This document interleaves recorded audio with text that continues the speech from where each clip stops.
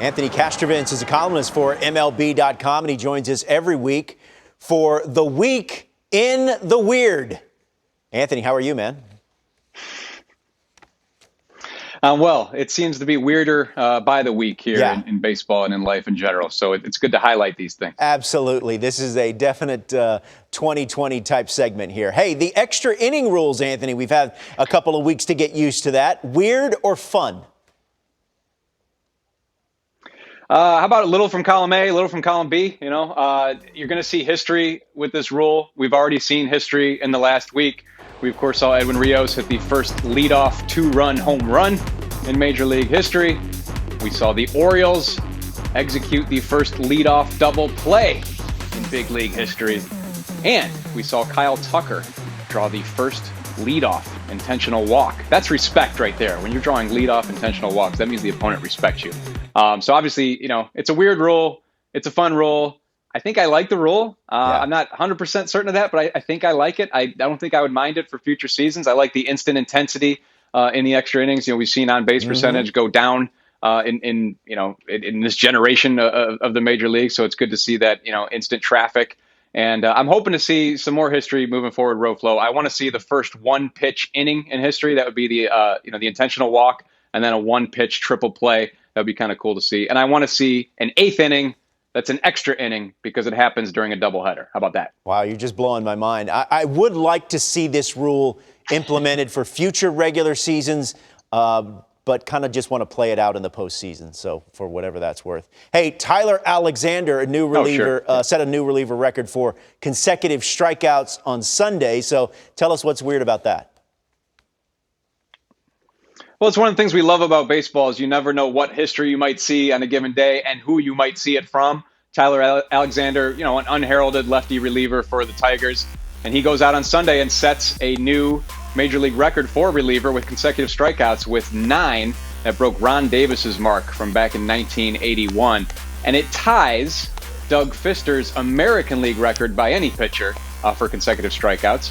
Fister, of course, did that with the Tigers as well, so that was kind of cool. But the question becomes, by the way, he's one shy of Tom Seaver's major league record of 10 straight. But the question becomes, is it an American League record when it happens against a National League team? Because he did it against the Cincinnati Reds. It becomes this philosophical debate. So I don't know where you stand on that one. I really have no strong thoughts either way. So but maybe we should let's just move on. Hey, what caught your eye this week about the Chicago White Sox? Well, this was a good weird. So their lineup the other night and subsequent nights, Luis Robert leading off, Yoan Moncada, Jose Abreu, Yasmani Grandal. What do they all have in common? They're all from Cuba. They all hail from Cuba. First time in history that we've had a lineup begin with 4 straight players from the island of Cuba. That's pretty cool. And, we've seen many great talents come from Cuba over the years. So many harrowing stories about how they got here in the United States to begin with. So these guys are representative of the bigger picture and the Cuban influence of baseball in general. And they're also representative of what this lineup can achieve. Those are all enormous talents. The White Sox maintained Abreu. He's been a veteran leader for them in recent years. And they maintained that relationship going forward by extending him prior to this year. Luis Robert, man, one of the most exciting players in baseball. He's lived up to every bit of the hype, and there was a lot of hype coming into this year. So look out, man. The White Sox are coming. If they get the pitching, and they've had the pitching the last turn through the rotation, the bullpen's been very good as well. This team could be a force. Maybe it won't happen this year, but it's going to happen with this lineup. Yeah, Lucas Giolito goes for the White Sox tonight, talking about that pitching. Now, Anthony, if for people that are watching MLB Network on the weekends or maybe a random evening, they'll see movies. They'll see The Sandlot, they'll see Bull Durham, they'll see The Natural. Those are the kind of the big 3 for our network. But what connection does the movie The Natural have to This Week in Weird? Well, this week we were saddened to learn of the passing of Wilford Brimley. We were also stunned to learn he was only 85 years old. Now, normally I wouldn't say only, except that Wilford Brimley has been playing the old guy for decades. And he's, of course, in The Natural. The Natural came out in 1984. He was the old grizzled skipper in The Natural.